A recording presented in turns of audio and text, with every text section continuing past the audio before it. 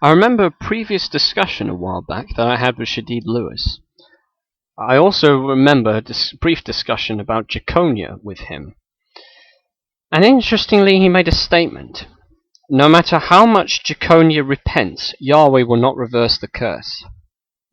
That's the one point he made. But by doing so, I realized that he has destroyed his own religion, as well as not only trying to destroy Christianity. Not only does he do that, he destroys Rabbinic Judaism and Islam in one drop. Now, why do I say this? Now, first of all, I'd like to clarify something. Islam doesn't know the criteria of Jesus being the Messiah, or the exact criteria of Messiahship from the point of view of Jews and Christians. One point in particular I want to focus on is the Messiah's descendancy.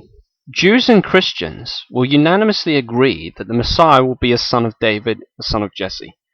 That's a point that Jews and Christians will agree on. That's the point they'll agree on. Now, as for Muhammad knowing this, he was ignorant of it. But let's go by that particular point. Often an objection by the rabbis, in particular to Jesus being the Messiah, one objection in particular is the curse of Jeconiah, which is often used. Well, Jesus can't be the Messiah because he's from cursed Jeconiah. And often the rabbis will mention, the curse still applying, and thus Jesus.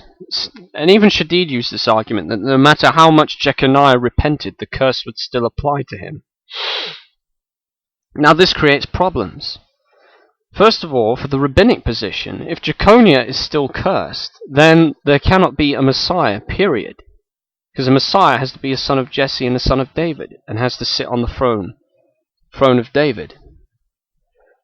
If Jeconiah is still cursed, then the rabbis have no hope in tracking down any Messiah. There can be no Messiah, according to that basis. So that's one problem with using the Jeconiah argument. It undercuts the rabbinic position, undercuts the position of many rabbis if they want to go that route. Another thing I would also like to point out, if Shadid Lewis, aka Companion for Quran, if a rabbinic argument is good enough to prove his case, is good enough to damn his own religion. Because, since Islam affirms Jesus as Messiah, it doesn't understand the criteria for being a Messiah, but if we were to go by the point that Jews and Christians agree on, Jesus being the Messiah, son of David. That the Messiah has to be from the son of David. I mean, Jews and Christians would disagree on the subject of Jesus being the Messiah, but that's irrelevant. The point is, Jews and Christians will unanimously say that the Messiah has to be a son of David. If that's the case, not only does Rabbinic Judaism fall as a result of Jeconiah's curse still applying, that is if we go by the Rabbinic logic, then Islam by definition would also fail and Muhammad would be a false prophet. If the curse of Jeconiah is not lifted, then the rabbis have no hope of the Messiah, and Muhammad is condemned as a false prophet, because Shadid, as a Muslim, affirms that Jesus is the Messiah. By appealing to Jeconiah in our discussion, he destroys Islam, as well as trying to destroy Christianity in the process. Also, the Jeconiah argument, the New Testament. If we go to the New Testament as historical documents, now, for the sake of this video, let's treat the New Testament as historical documents, which shows us what the Jews at that time believed. If we were to go by that, you will not find in the New Testament, even from the words of the Pharisees, an objection to Jesus' messiahship based off the curse of Jeconiah. You won't find it. It's not there. So this is a fairly new objection, because the Jews at that time had the Old Testament.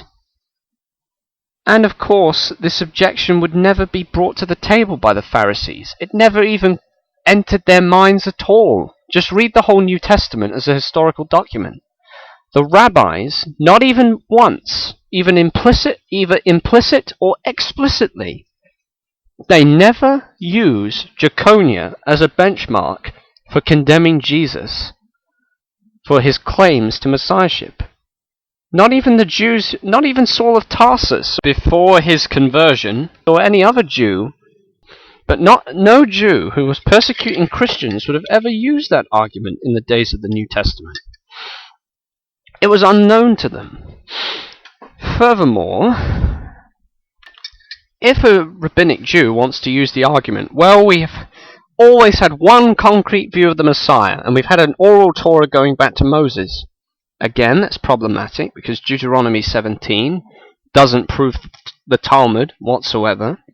In fact, Deuteronomy 17, in its context, in verses 8 to 13, talk about dealing with legal cases. It is not talking about an oral Torah. In fact, there's no evidence from the Tanakh, or the Torah in general, that there was a oral Torah going back to Moses. There's none. So, if a Jew wants to use that argument, he can't. Deuteronomy 17 doesn't support his position with regards to an oral Torah going back to Moses. And again, as I said before, the objection to Jesus being Messiah, or anyone being the Messiah, as a result of Jeconiah, was unknown in the New Testament era, or even it was unknown to the Pharisees. It was unheard of.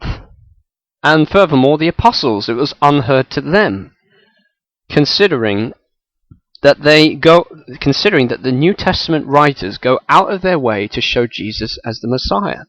So it's clear that at that time, the Jeconiah argument was unknown to them. It's a recent argument. How recent, I don't know, but it certainly was not in the New Testament period, and it certainly was not in the Old Testament period. Neither the Jews of the Old Testament and the Jews of the New Testament did not see Jeconiah's curse as a problem. But anyway, if Shadid Lewis is going to be consistent, if he uses this argument with regards to Christians, then he has to reject Islam and reject Jesus as the Messiah, and reject Muhammad as a false prophet. Because that would mean that Jesus is falsely proclaimed as Messiah by Muhammad. So Muhammad's a false prophet and bearing false witness. Now, of course, Shadid is not going to be consistent and do that. It's the same thing with when he made an argument against Christians. Well, the Jews never believed in the second coming. Because I remember Jai Harbour and I discussing about the second coming with him in brief. But here's the thing. Islam affirms that Jesus will come a second time to fight the Dajjal. So again, if he's going to use that argument to condemn Christians for believing the second coming, on the basis of the Jews, he has to condemn the Quran again. So again, Shadid falsifies his position with regards to that. Now, I know that's not part of the Jeconiah thing, but I'm just simply saying, I'm amazed by the inconsistency of Shadid Lewis. And I'm inclined to agree with James White. I've yet to find a consistent Muslim. I agree with James White on that. And he is still yet to meet one to this day. He's still yet to meet one. And I'm inclined to agree with Mr. White.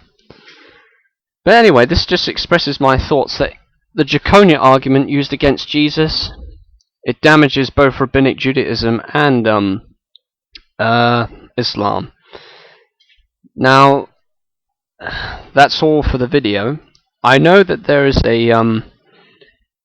are traditions that indicate Jeconiah's repentance, but I have to look into that with regards to those traditions found in Jewish literature. I would need to recheck those just to be sure. But nevertheless, even if Rabbinic Jews and Shadid Lewis want to use the Jeconiah argument, both their positions fall on the basis of those things. They are decimated, pretty much. Those are my thoughts. Thanks for watching.